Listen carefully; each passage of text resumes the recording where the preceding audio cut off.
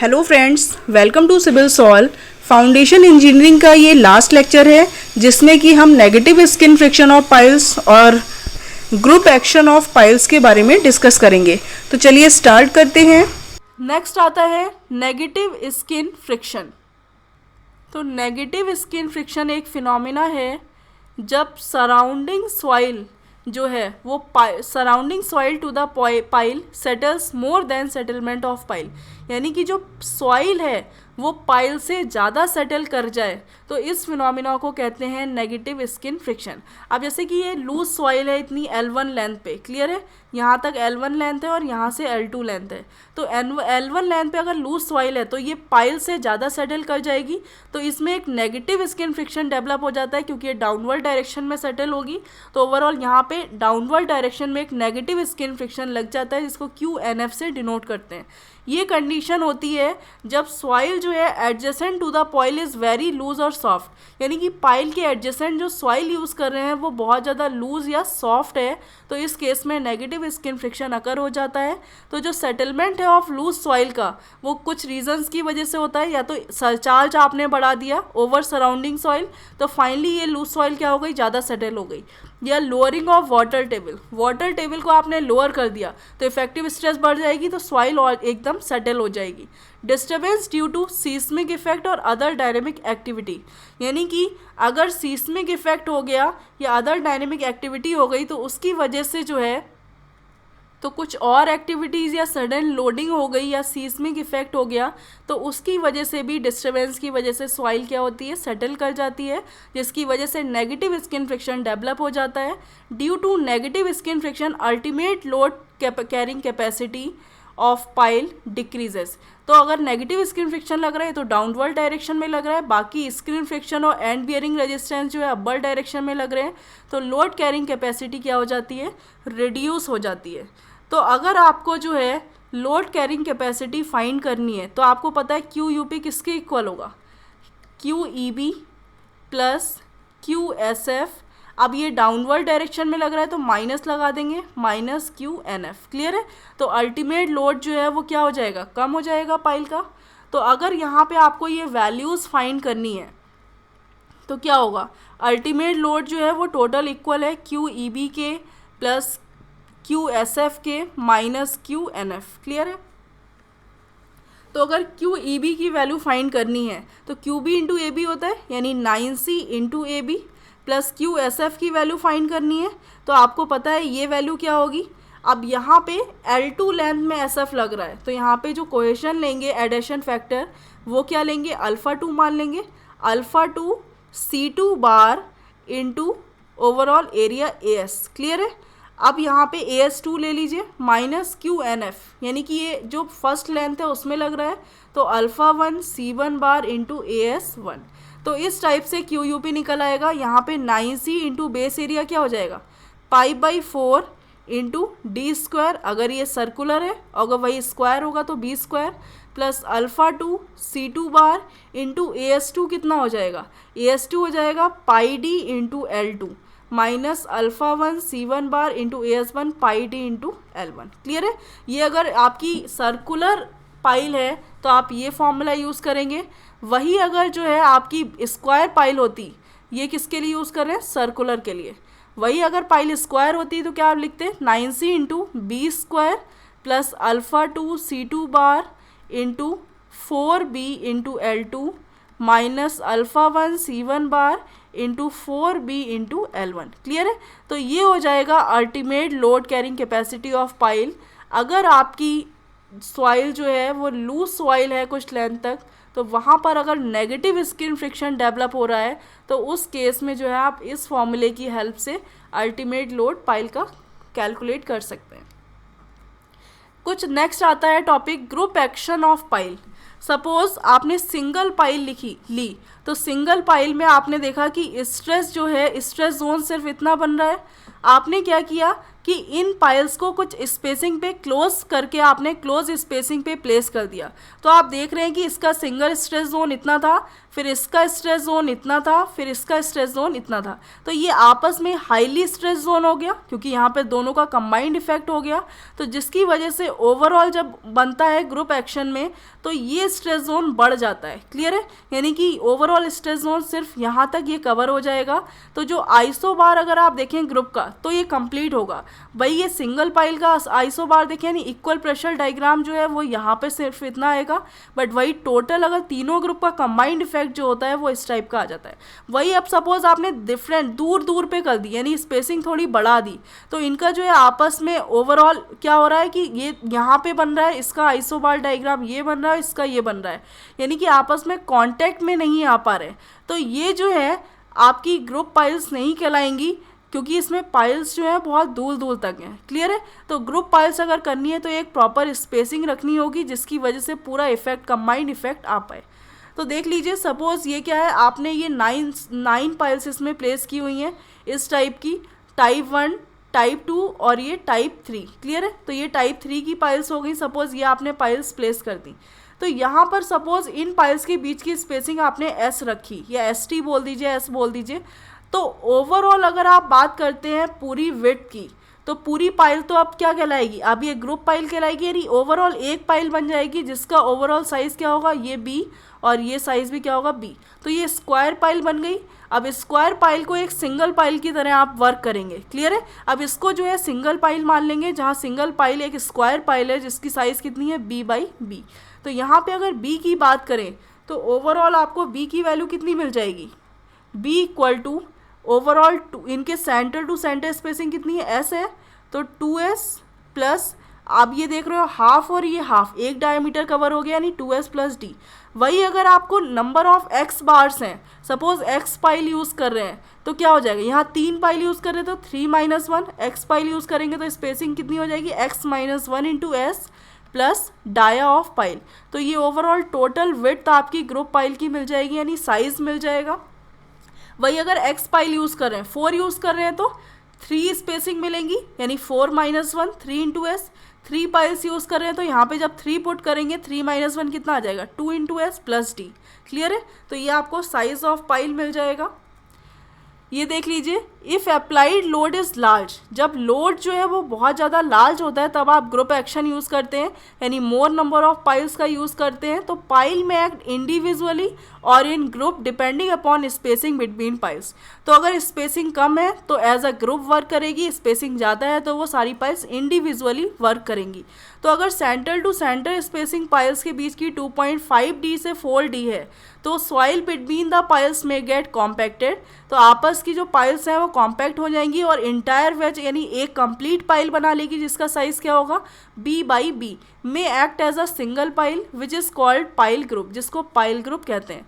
तो in group action base area and surface area both are increase, दोनों ही बढ़ जाएंगे and the stressing of the soil is up to greater depth. तो वही आपने स्ट्रेसिंग देखी बहुत ज़्यादा डेप्थ पर, सिंगल अगर यूज़ कर रहे थे तो कम डेप्थ पर थी, लेकिन कंबाइंड इफेक्ट की वजह से ओवरऑल क्या हो गया, ज़्यादा डेप्थ तक स्ट्रेसिंग हो गई। As a result, consolidation settlement of pile group will be always greater than consolidation settlement of individual pile under individual effect.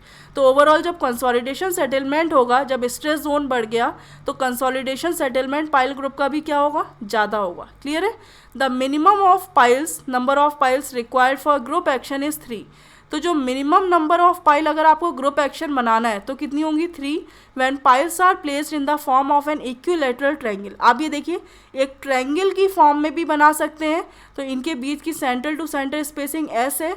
तो अगर आपको एक ग्रुप एक्शन बनाना है तो कम से कम 3 पाइल की तो ज़रूरत पड़ेगी, 2 पाइल से आप ग्रुप एक्शन नहीं बना सकते। क्लियर है, अब जैसे कि 4 पाइल्स हैं तो आपने एक स्क्वायर बना दिया, 9 पाइल्स हैं तो भी 3/3 का बन गया। तो कम से कम एक ग्रुप एक्शन के लिए आपको 3 पाइल्स की रिक्वायरमेंट होगी। The shape of a pile group may be triangle, square, rectangular, circular, polygon. However, smaller pile group is preferred. यानी कि ये जो है सारी इस शेप में भी बना सकते हैं पाइल ग्रुप को। तो जो सेंटर टू सेंटर स्पेसिंग है पाइल्स के बीच की, वो डिपेंड्स करती है मेथड ऑफ इंस्टॉलेशन पे एंड एक्शन ऑफ पाइल्स पे। किस टाइप का मेथड आप इंस्टॉल करने के लिए यूज़ कर रहे हैं और किस टाइप का एक्शन है पाइल का। क्लियर है? एंड बियरिंग है या स्किन फ्रिक्शन एक्शन है या इंस्टॉलेशन कैसा है, किस टाइप का इंस्टॉलेशन के लिए यूज़ कर रहे हैं, तो उस हिसाब से centre to centre spacing vary कर जाती है। वही अगर बात करें फॉर बियरिंग ऑफ पाइल्स के लिए, यानी एंड बियरिंग की बात कर रहे हैं, तो एंड बियरिंग पाइल्स हैं तो स्पेसिंग कितनी रखेंगे 2.5D से 3.5D। वही अगर एक्शन आपका फ्रिक्शन पाइल का, यानी फ्रिक्शन पाइल है तो कितनी रखेंगे 3D से 4D। If spacing is very less, load carrying capacity of pile group may fall less than sum of the load carrying capacity of all the piles under individual action. मतलब क्या है, अगर spacing कम है तो जो pile group की load carrying capacity है वो कम होगी than the sum of load carrying capacity of all the piles under individual action. यानी कि अगर सिंगल पाइल्स की अगर लोड कैरिंग कैपेसिटी निकालें, उनका सम कर दें, तो जो ग्रुप एक्शन की लोड कैरिंग कैपेसिटी आएगी वो क्या होगी, कम होगी अगर स्पेसिंग कम है। क्लियर है? And if spacing is too large, group action में नॉट अकर। अगर स्पेसिंग बहुत ज़्यादा होगी तो ग्रुप एक्शन हो ही नहीं पाएगा, क्योंकि स्ट्रेस जोन जो है वो आपस में कांटेक्ट में ही नहीं आएंगे। हैंस इंडिविजुअल फेलियर में अकर, इसीलिए जो हर पाइल होगी वो अलग अलग फेल करेगी। क्लियर है? तो आपको load carrying capacity pile group की फाइंड करनी है, तो आप कैसे करेंगे? तो लोड कैरिंग कैपेसिटी का जो पाइल ग्रुप की होती है इसको डिनोट करते हैं QUG से। यानी कि ultimate load carrying capacity single pile की थी, उसको किससे डिनोट कर रहे थे, QUP से, बट ग्रुप की किससे डिनोट करेंगे, QUG से। तो यहाँ पे अगर आप बात करते हैं QUG की, तो ओवरऑल क्या हो जाएगी वैल्यू। अब आपको सेम वही फॉर्मूला लगाना है कि and bearing plus skin friction. अब आपको पता है कि ग्रुप पाइल बन गई, तो ग्रुप पाइल अलग अलग डायमीटर की तो थी, जैसे ये डिफरेंट डायमीटर की थी, बट ओवरऑल एक पाइल जब आप इसको कंसीडर करेंगे तो एक पाइल बन गई। अब इसका साइज़ क्या हो गया, B/B। क्लियर है? तो ओवरऑल फार्मूला क्या हो जाएगा, 9C इंटू, अब बेस एरिया कितना हो जाएगा, B²। अब इसको आप एक स्क्वायर पाइल की तरह कंसीडर करेंगे, plus alpha C bar into 4B into L। अब आपको पता है ये अलग अलग पाइल्स हैं। क्लियर है? एक पाइल बन गई, तो यहाँ पे ये सॉइल आ गई, तो सॉइल टू सॉइल कांटेक्ट होगा तो एडिशन की वैल्यू क्या हो जाएगी 1। तो इस केस में जो है इसकी वैल्यू 1 हो जाती है। तो जनरल जो फॉर्मूला बन जाता है वो हो जाता है 9C into B² plus C bar into 4B into L। तो ये हो जाती है group ultimate load carrying capacity of pile group. इस केस में आपको सिर्फ B की वैल्यू पता होनी चाहिए, आप डायरेक्टली एक सिंगल पाइल की तरह आप इसको जो है फॉर्मूले का यूज़ करके निकाल सकते हैं। क्लियर है? जहाँ C क्या है, आपका ओवरऑल कोहेजन है, average cohesion over the base of pile. यानी ये पाइल सपोज एक स्क्वायर पाइल बन गई, ये बेस पर है, और ये overall the depth of pile पे जो कोहेजन है उसको क्या आपने किससे डिनोट किया, C बार से। क्लियर है?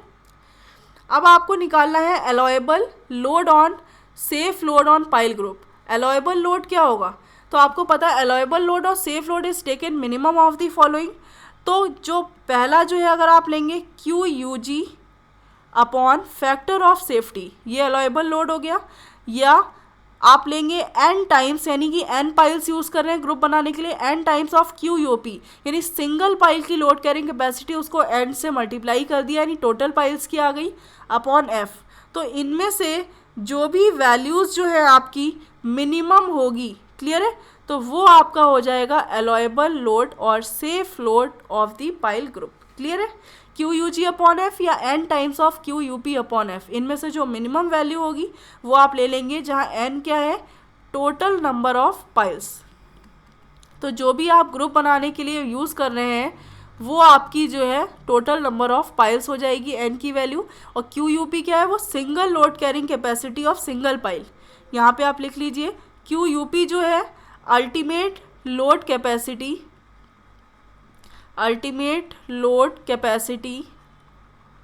Of single pile. जो सिंगल पाइल की लोड कैपेसिटी है वो है, उसको n से मल्टीप्लाई कर देंगे तो सारी पाइल्स की आ जाएगी या ग्रुप पाइल्स की, इनमें से divided by factor of safety. जो भी मिनिमम होगा उसको आप अलाउएबल लोड या सेफ लोड की तरह डिनोट करेंगे। नेक्स्ट आता है ग्रुप इफ़िशियंसी, जिसको आप ईटा G से डिनोट करते हैं, यानी ग्रुप की इफ़िशियंसी।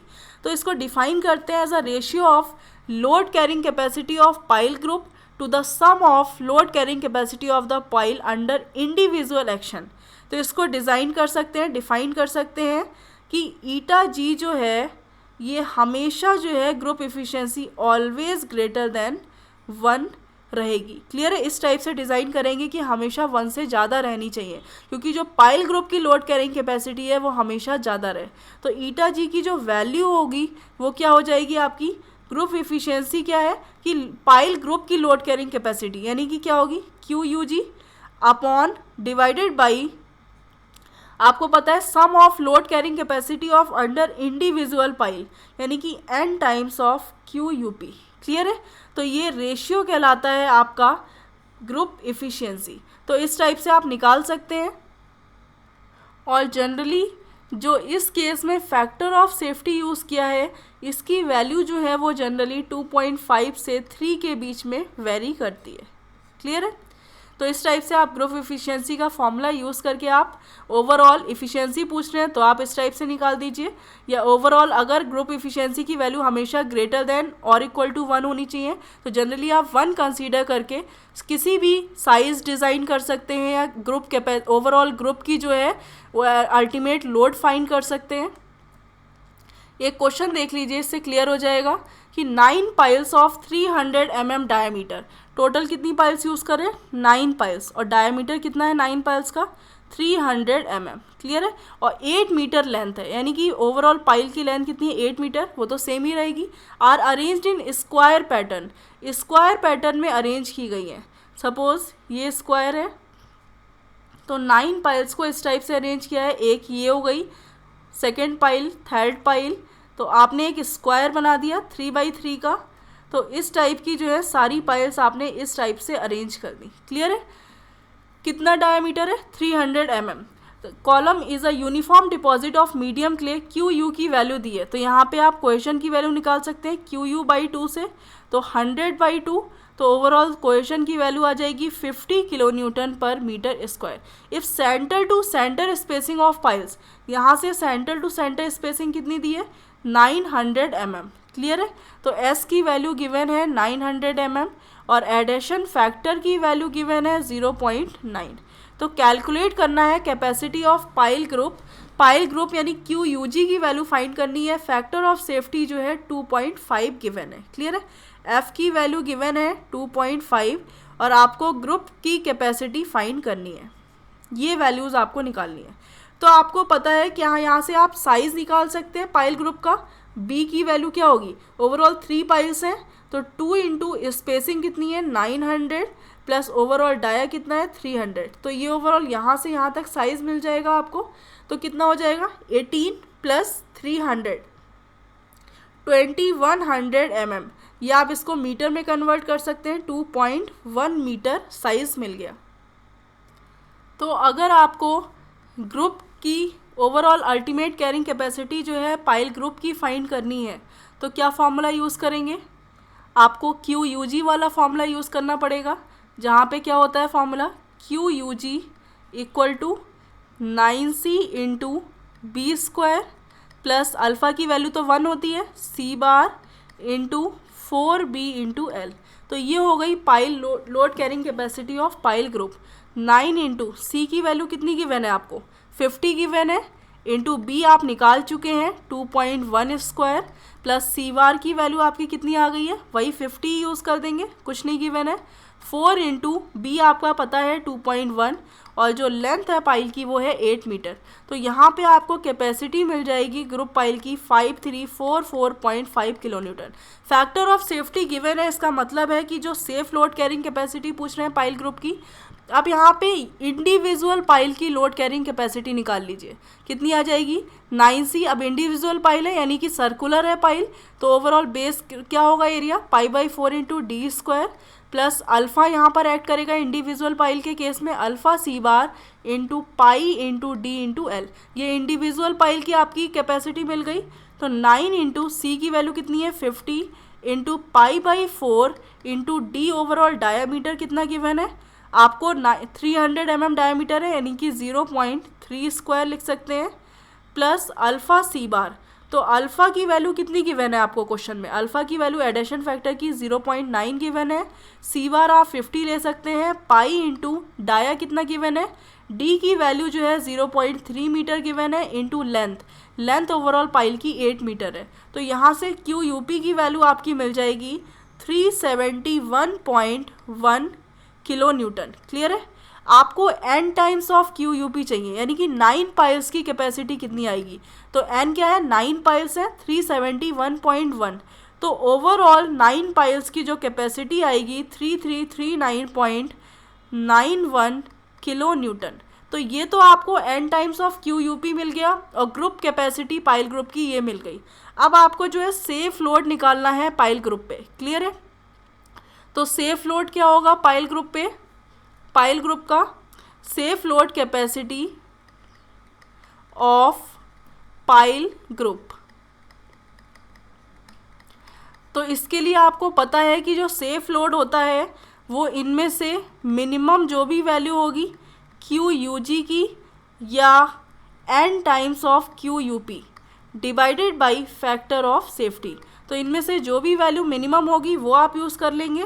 तो आपको पता है कि क्यू यू पी की n times of q u P की वैल्यू ये कम है या क्यू यू जी की। तो आपको पता है कि ओवरऑल 9 पाइल्स की अलग जो इंडिविजुअल कैपेसिटी टोटल निकाली ये कम है, यानी 3339.91।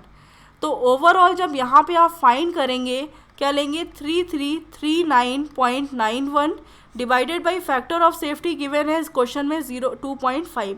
तो यहाँ पे आपको सेफ लोड कैरिंग कैपेसिटी मिल जाएगी 1335.96 किलो न्यूटन। तो इस टाइप का क्वेश्चन अगर ग्रुप का आता है तो आप इजीली जो है यहाँ पाइल ग्रुप लिखेंगे, safe load capacity of pile group. तो इस टाइप का क्वेश्चन आता है तो आप इस टाइप से सॉल्व कर सकते हैं।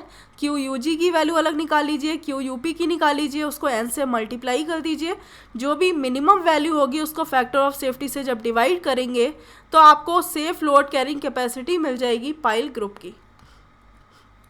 एक आता है ओवरऑल कन्वर्ट्स लवारे फॉर्मूला। तो ग्रुप एफिशिएंसी का एक कन्वर्ट्स लवारे ने एक फार्मूला दिया था, डायरेक्टली आप ग्रुप एफिशिएंसी पाइल ग्रुप की निकाल सकते हैं, जिसका फार्मूला होता है eta g equal to 1 minus 5/90 m n-1 plus n m-1 divided by m into n। Clear है? तो ये ओवरऑल फार्मूला होता है इंटू 100। तो ये ओवरऑल जो वैल्यू आएगी इसमें जब आप 100 से मल्टीप्लाई कर देंगे तो ग्रुप एफिशिएंसी निकल आएगी डायरेक्ट फार्मूले की हेल्प से। जहाँ फाई क्या होती है? आर्क-10 वैल्यू डायरेक्ट क्वेश्चन में गिवन होगी, और आपको m क्या है? Number of rose in pile group, n क्या है? Number of columns in pile group.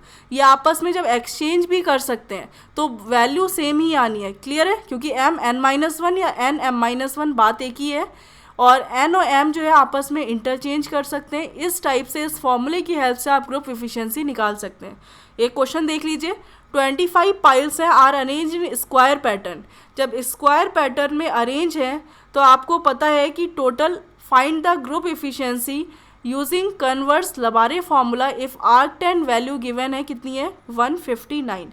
यानी कि फाई की वैल्यू आपको गिवन है 159।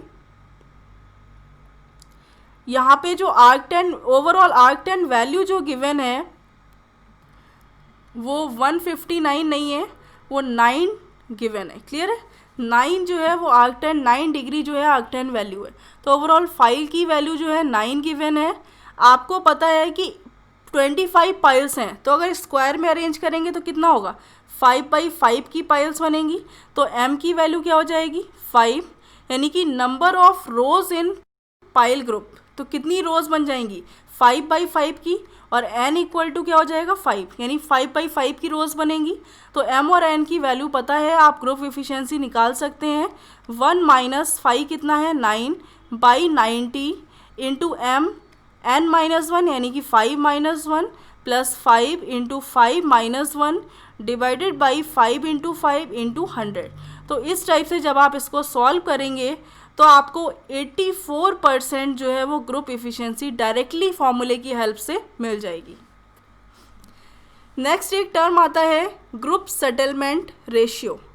इसको जो है ग्रुप सेटलमेंट रेशियो को आप SR से डिनोट करते हैं, क्लियर है। इसको डिफाइन करते हैं ratio of settlement of pile group to the settlement of individual under individual action, यानी कि जो ग्रुप सेटलमेंट है तो यहाँ पे SG क्या ले लिया है, settlement of pile group. Suppose SG को माना है पाइल ग्रुप का सेटलमेंट और SI को मान लिया आपने सेटलमेंट ऑफ इंडिविजुअल पाइल, यानी कि इंडिविजुअल मान लिया SI, इंडिविजुअल पाइल का जो सेटलमेंट है, ठीक है, तो वो SI मान लिया। तो ग्रुप सेटलमेंट रेशियो की वैल्यू क्या हो जाएगी, SR equal to SG upon SI, यानी कि group settlement upon individual settlement of pile. तो आपको पता है इसकी वैल्यू ऑलवेज ग्रेटर देन 1 रहेगी, क्लियर है। तो may be as high as 16, ये जो है 16 तक भी पहुंच सकती है, एज हाई एज 16, इसकी वैल्यू 16 तक भी जा सकती है, क्योंकि आपको पता है पाइल ग्रुप का सेटलमेंट बहुत ज़्यादा होगा। ये 2 पाइल सपोज हैं, इनका इंडिविजुअल सेटलमेंट तो इस लेवल तक होगा, स्ट्रेस जोन यहाँ तक है, लेकिन अगर ग्रुप की बात कर लें तो आपको पता है इसका इंडिविजुअल सेटलमेंट बहुत, ओवरऑल ग्रुप का सेटलमेंट बहुत ज़्यादा हो जाएगा। तो इसकी वैल्यू 16 तक भी जा सकती है, यानी कि 16 टाइम्स ज़्यादा सेटल हो जाएगा इंडिविजुअल पाइल के कंपैरेटिवली, क्लियर है। अब नेक्स्ट टर्म आता है determination of settlement of pile group. Pile group का सेटलमेंट डिटरमाइन करना है तो कुछ डिफरेंट केसेस हैं जिनकी हेल्प से आप कर सकते हैं। तो when piles are embedded on uniform clay deposit and below the clay deposit and hard strata is present at certain depth, मतलब क्या है कि जब पाइल्स जो हैं वो यूनिफॉर्म क्ले पे एम्बेडेड हैं और below the pile group, clear है, below the clay deposit a hard strata is present. तो बिलो दी क्ले डिपॉजिट एक जो है हार्ड स्ट्रेटा प्रेजेंट है सर्टेन डेप्थ पे, जैसे ये पाइल है तो यहाँ पे एक ये इस लेवल पे हार्ड स्ट्रेटा आ गया, तो आपको सेटलमेंट फाइल करना है क्ले का। तो सपोज ये जो है क्ले लेयर है इसके नीचे, क्योंकि यूनिफॉर्म क्ले पे ये एम्बेडेड है, तो ओवरऑल पाइल की लेंथ अगर L है तो आप क्या करेंगे, यहाँ पर एक राफ्ट प्रोवाइड कर देंगे जिसकी लेंथ ऊपर की क्या लेंगे 2/3L, तो रिमेनिंग पाइल की लेंथ कितनी बचेगी 1/3 ऑफ L। तो 1/3 ऑफ L प्लस यहाँ से बॉटम लेयर तक जहाँ हार्ड स्ट्रेटा आ रहा है तो वहाँ तक की जो क्ले लेयर होगी टोटल, उसको आपने किससे डिनोट कर दिया, कैपिटल H से, क्लियर है, कैपिटल H से डिनोट कर दिया। तो कभी भी जब सेटलमेंट निकालते हैं वो हमेशा क्ले की सेंटर लेयर पे निकालते हैं, तो ये सेंटर हो गया। तो अगर ये टोटल हाइट जो है H है तो यहाँ से यहाँ तक की हाइट कितनी हो जाएगी H/2, क्लियर है। तो H/2 पर आप इजीली जो है वो सेटलमेंट फाइंड कर सकते हैं। देख लीजिए, it is assume that applied load acts on imaginary equivalent raft. ये एज्यूम कर लिया कि जो अप्लाइड लोड है वो imaginary equivalent raft of size B/B पर एक्ट कर रही है। ये आपने इमेजिनरी राफ्ट कहाँ पर ले ली 2/3 ऑफ L पर, जो कि प्लेस कर दिया आपने 2/3 of overall length of pile पे फ्रॉम ग्राउंड लेवल से।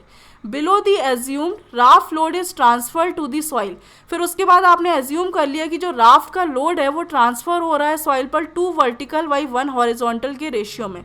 तो depth of compressible layer below the assumed raft is H0, यानी कि जो कंप्रेसिबल लेयर है राफ्ट के नीचे वो आपने क्या मान ली, डेप्थ उसकी H0 मान ली। तो let CC is the centre of compressible layer at depth Z below the raft. तो CC मान लिया सेंटर है आपका कंप्रेसिबल लेयर का, तो Z की वैल्यू क्या हो जाएगी H0/2, क्लियर है। मतलब क्या है कि जैसे कि ये आप देख रहे हो कि ये पाइल थी, तो इस पाइल की 2/3L ऊपर से ले ली और मान लिया कि यहाँ पे एक राफ्ट आ रही है, एज्यूम कर लिया, जिसका एरिया क्या है B/L है या B/B है। तो ओवरऑल यहाँ से यहाँ तक आपने देखा 2 वर्टिकल और 1 हॉरिजॉन्टल से आपने एक स्लोप ड्रॉ किया, और यहाँ पर जो सेंटर में लेयर है ये सपोज कैपिटल हाइट अगर H0 है तो ये क्या हो जाएगी H0/2, क्लियर है। अगर H है तो H/2 आप ले लेंगे। तो ओवरऑल जो कंप्रेसिबल लेयर आएगी वो क्या हो जाएगी Z इक्वल टू H0/2। तो let sigma not bar is initial effective overburden pressure at CC and delta sigma bar is increase in effective stress at CC।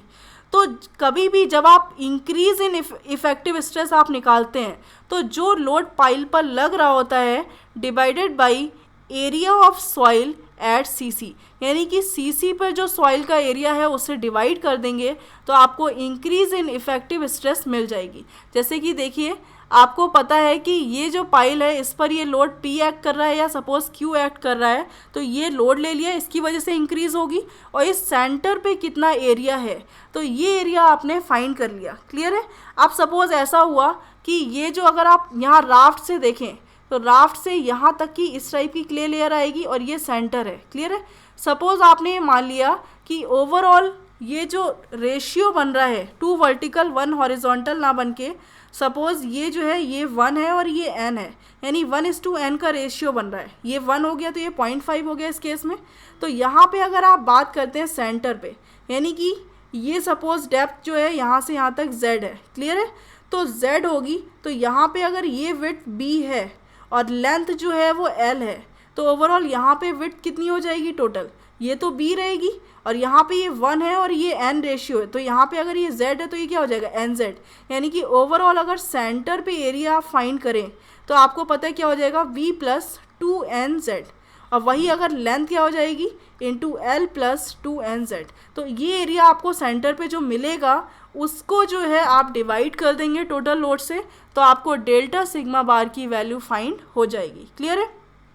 Equal to Q upon, अगर वही 2 vertical 1 horizontal ले रहे हैं तो इसका मतलब है कि आपको पता है यहाँ पर ये अगर 2 वर्टिकल और 1 हॉरिजॉन्टल का रेशियो है 2 और ये 1, तो यहाँ पे अगर ये वैल्यू z है तो ये z/2 हो जाएगी और ये z/2 हो जाएगी, तो टोटल ओवरऑल विड्थ कितनी हो जाएगी b + z। क्लियर है। तो जैसा आपको स्लोप दिया है उस हिसाब से आप निकाल लेंगे। सपोज b + z का होल स्क्वायर, अगर साइज आपने b/b माना है और स्लोप आपने 2 वर्टिकल 1 हॉरिजॉन्टल माना है, तो उस सेंटर पे एरिया कितना हो जाएगा b + z स्क्वायर। वही ये हो गया increase in effective stress. Clear है। और आपको सिग्मा नॉट बार ऑफ चाहिए, यानी कि इनिशियल इफेक्टिव ओवरबर्डन प्रेशर कितना है, तो आप सिग्मा नॉट बार कहाँ पर निकालेंगे, ये सेंटर पे निकालेंगे।